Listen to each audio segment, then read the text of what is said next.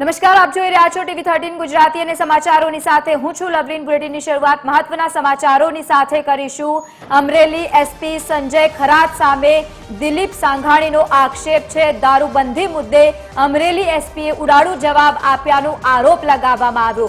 ભાજપના કાર્યકર્તાઓ એસપીને રજૂઆત કરવા ગયા હતા। એસપીએ દારૂબંધીને બદલે દારૂ પીવડાવવાળાને બંધ કરાવવા જણાવ્યું। અમરેલી એસપીનો જવાબ વ્યાજબી ન કહેવાય નિવેદન આપવામાં આવ્યું।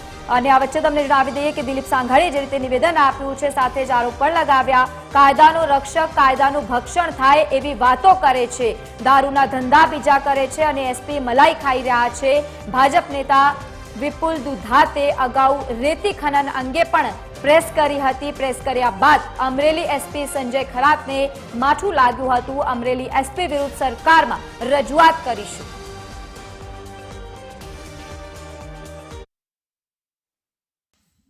એસપીએ આ ટીમને વિપુલભાઈ સહિત આવેલા કાર્યકર્તાઓ બે ગંભીર બાબતો કરી।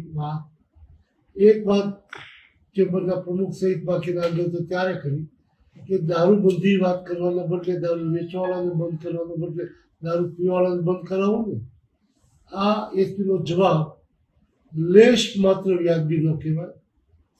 કાયદાના રક્ષક કાયદાનું ભક્ષણ થાય, વેપાર બીજા કરે એની મલાઈ પોતે ખાય, એ પરિસ્થિતિમાં પોતાની મલાઈ જૂટવાતી હોય એટલે આવો જવાબ આપે એ પણ વ્યાજબી ન કહેવાય।